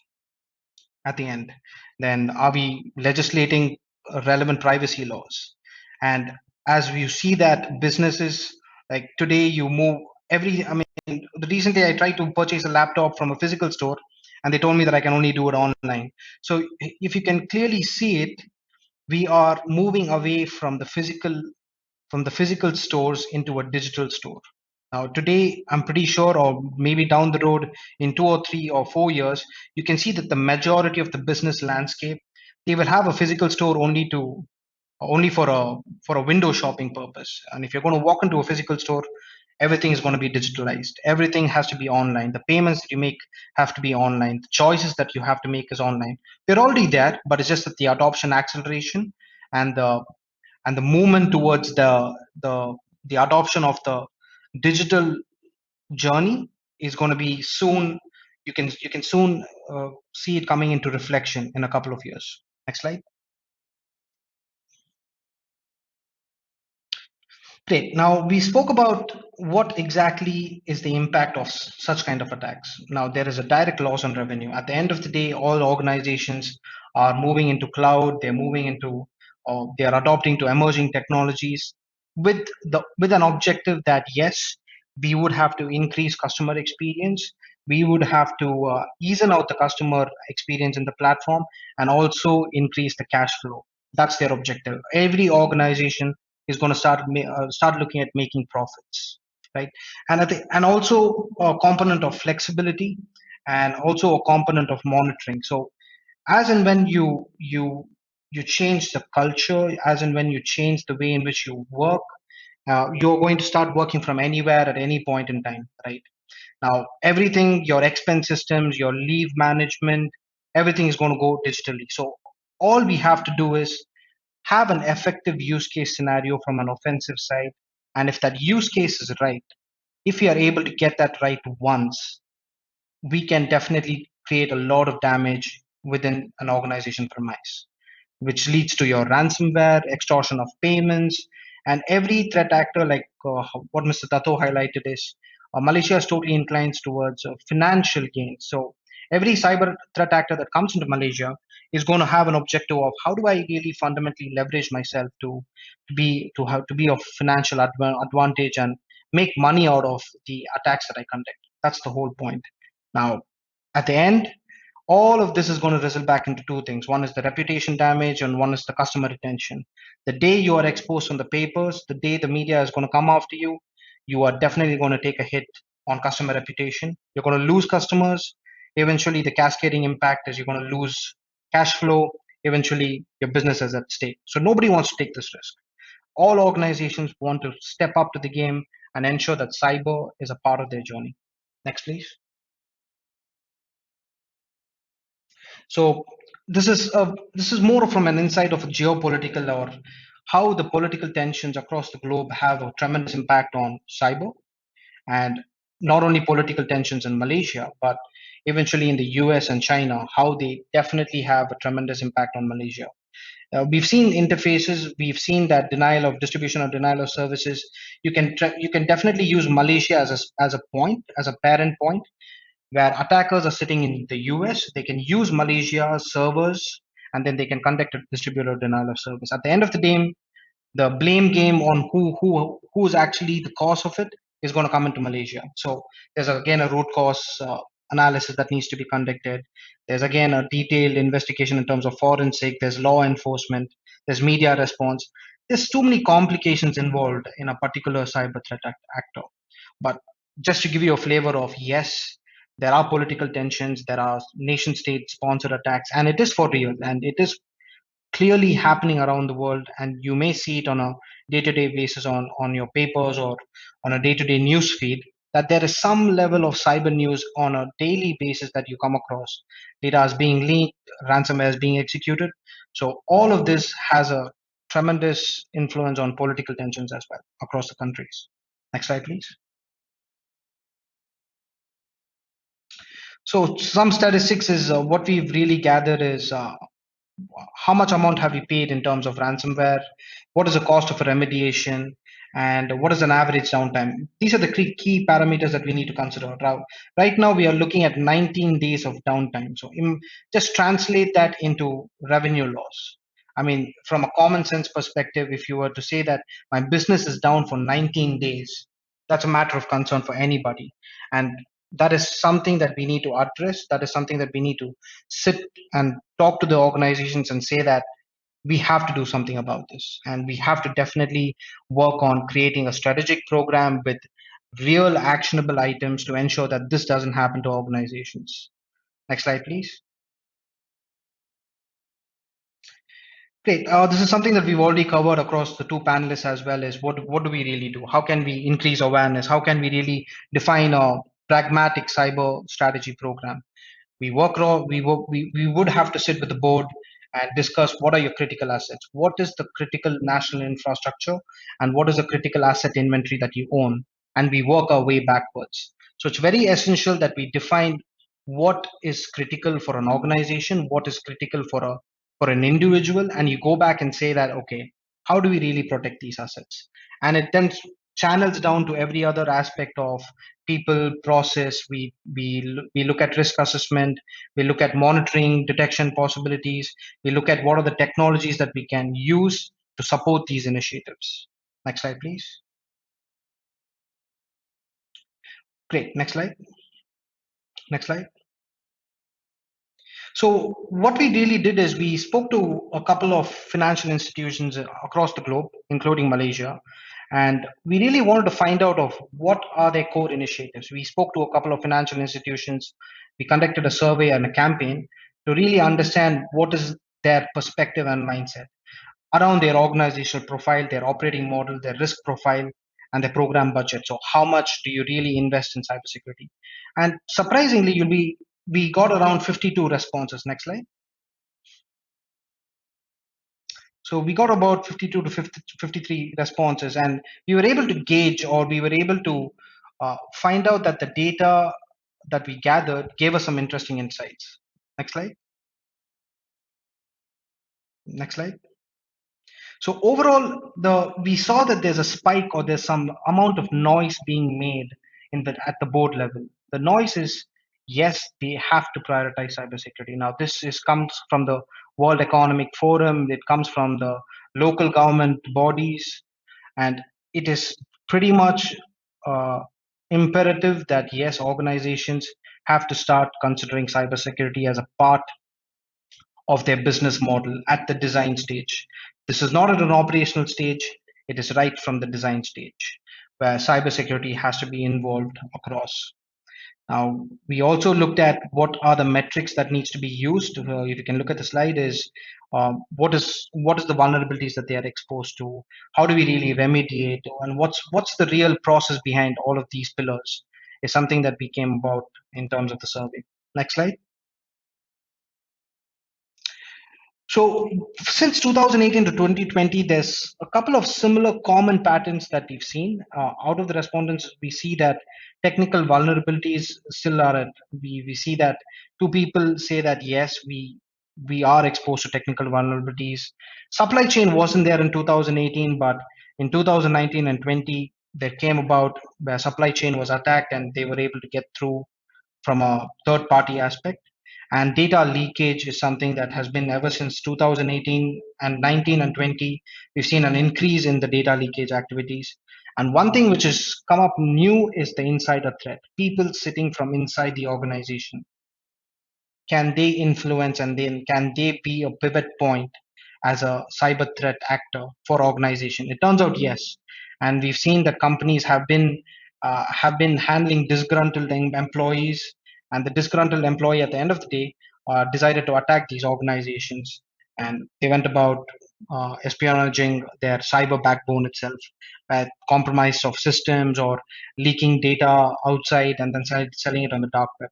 So we've definitely seen that the sophisticated attacks are being pushed into the market, and we've seen that lately happening.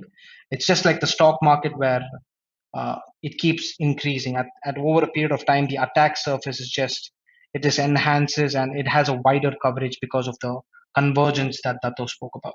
Next, please.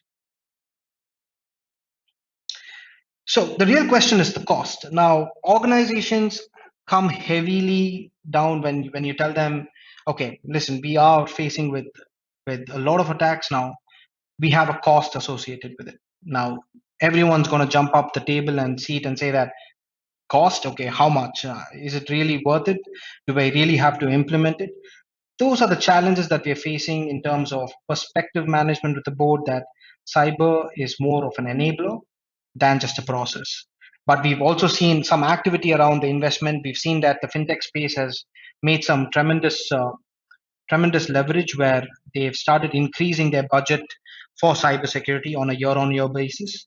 We've seen that for the list from 10.1% in 2019, we've stepped up to 10.9%. So we've clearly seen that yes, all the fintech and all the other industry players, they are considering cybersecurity, and they are considering investing in cybersecurity to ensure that they are safe enough to retain customer retention and trust. Next slide, please. The important topic is the cyber insurance. Now, that's predominantly one of the topics that we've been speaking to clients in this area is cyber insurance really, really important for you? The answer is yes, you definitely have a cyber insurance coverage. Now, how does that really protect you? And next slide.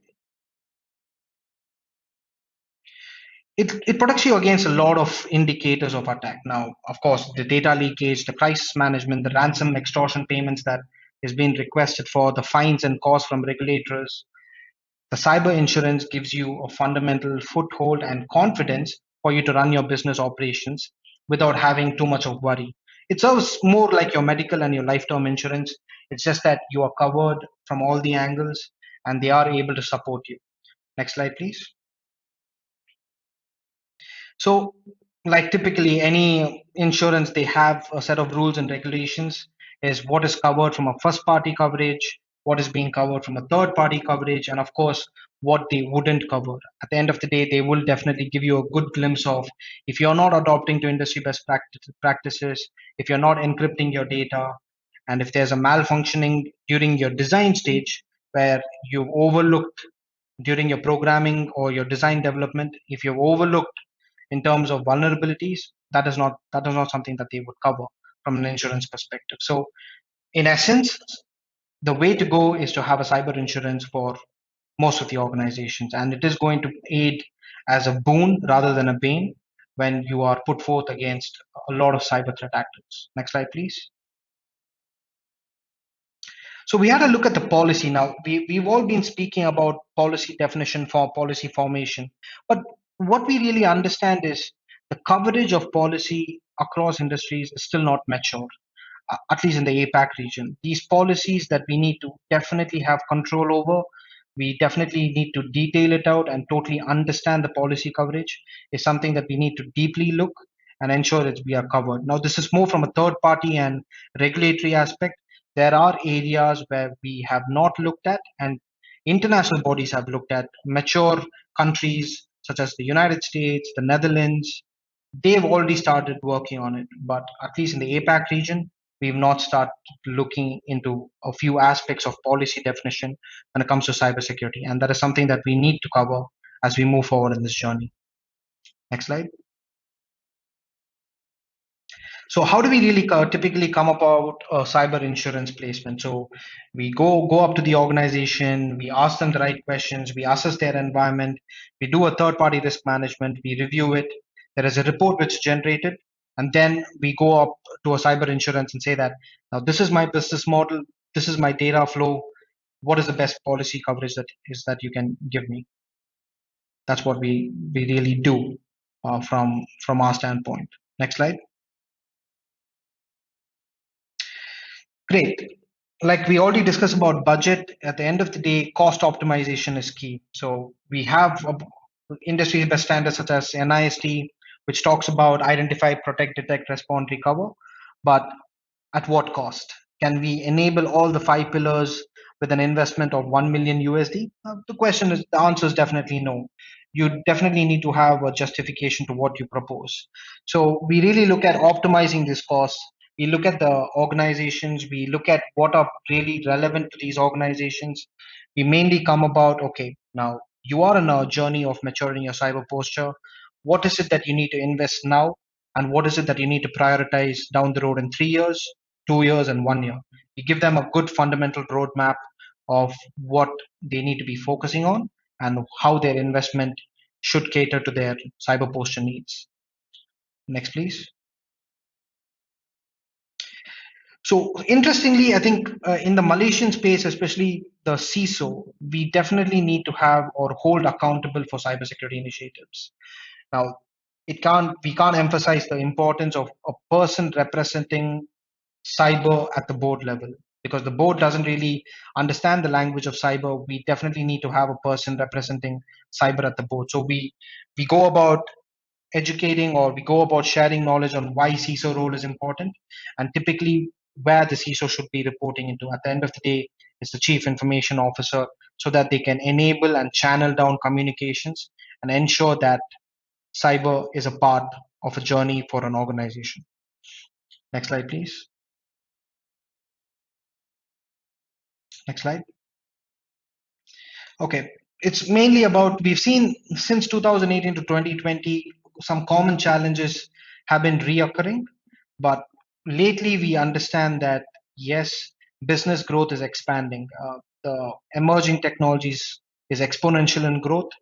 We are not really able to measure on how technology is adopted, and we will never be able to measure that particular aspect, because as new players come into the market with new technology solutions, it is really not under our control on how technology is being adopted in organizations. So that's not under our control. So how do we work this backwards? We look at what are the rapid IT changes.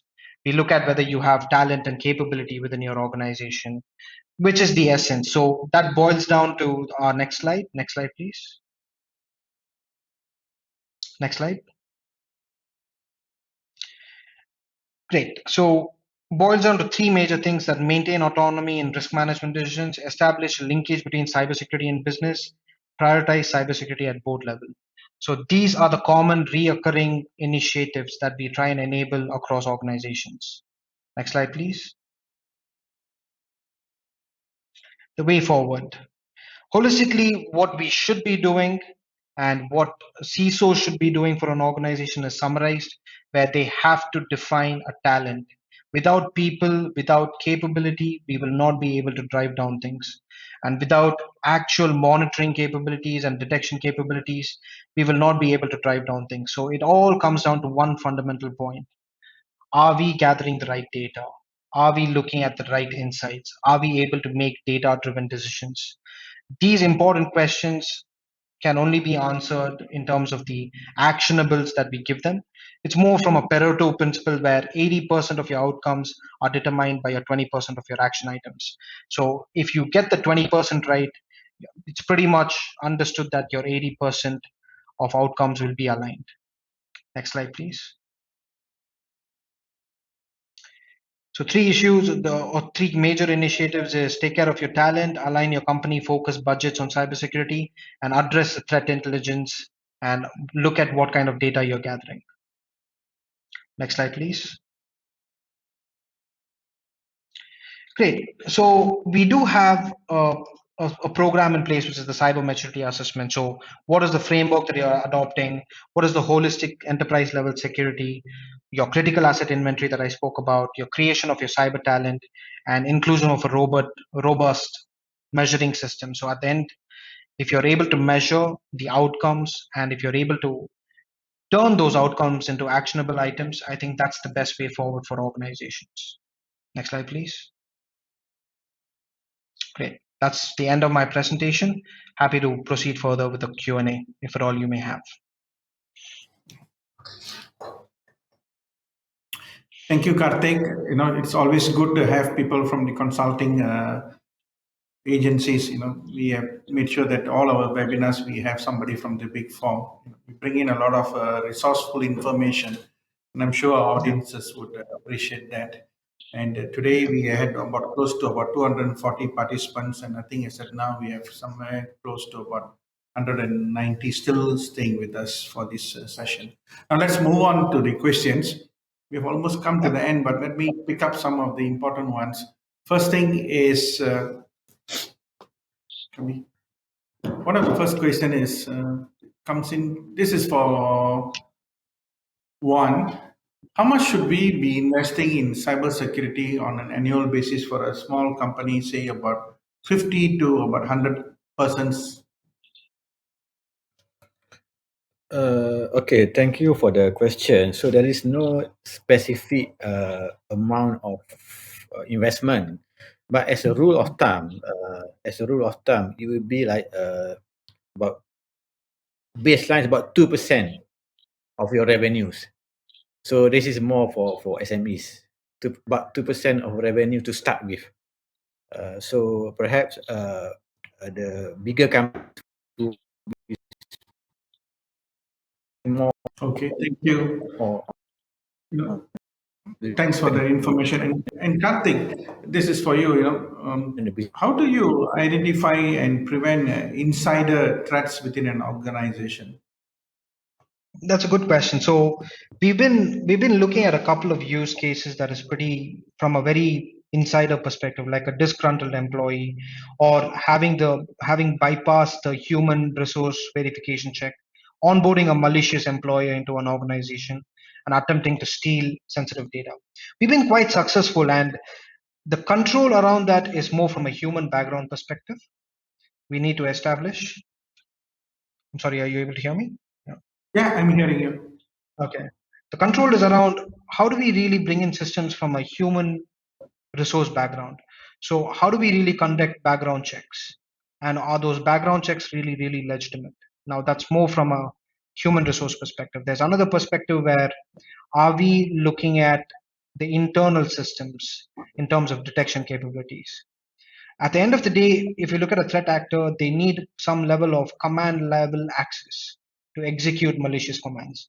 There has to be a terminal where you execute these commands. Are we able to monitor such kind of activity? It all boils down to that.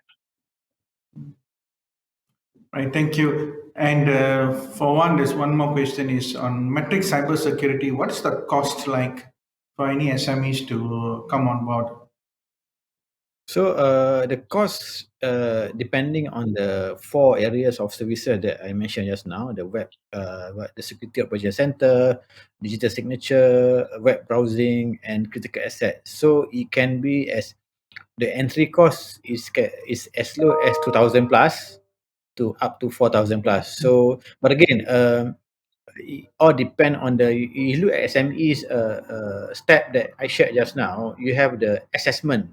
So it is good that SMEs would go on the self assessment kit with us, and then from there we gonna have a more what we call a more costing in term of cost that they will have to incur, like, in term of the what type of services that they require lah. So let us have a discussion more on that thing for those who are interested lah. Sure. And I will move on to probably the last question, in the best interest of time. This is for Karthik. Karthik, what is the future for ML and AI for security in the coming years? We are at a very early adoption stage. We've still not had a definitive way for AI and ML. So I think it is in a very preliminary stage. We are not looking at what is the data. The real question is, are we getting the right data? Because at the end of the day, if you look at AI and ML, it's all about what data you feed that it starts learning from it. You define the human factor defines the component. They have the control over what the AI and ML has to learn. So we need to definitely establish the governance around that to ensure that quality of data is going to go in and AI is able to adopt to that. But we've already started that journey. And I'm pretty sure down the road in maybe 3 or 4 years, you'll start seeing significant changes on how cyber is more automated. They will no longer be needed a manual intervention around your detection and monitoring space. And that's definitely AI and ML is going to take over that paradigm shift.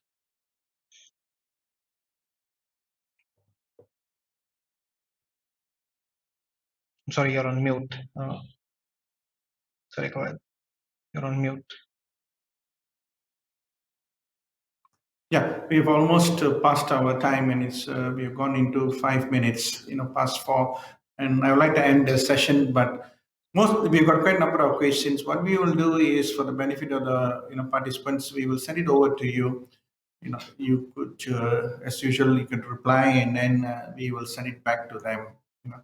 And I want to thank both of you and also Dato earlier, for making time. I know you're very tight for today's session. In fact, you have got meetings after this, but thank you so much for coming on board, and I want to really appreciate it.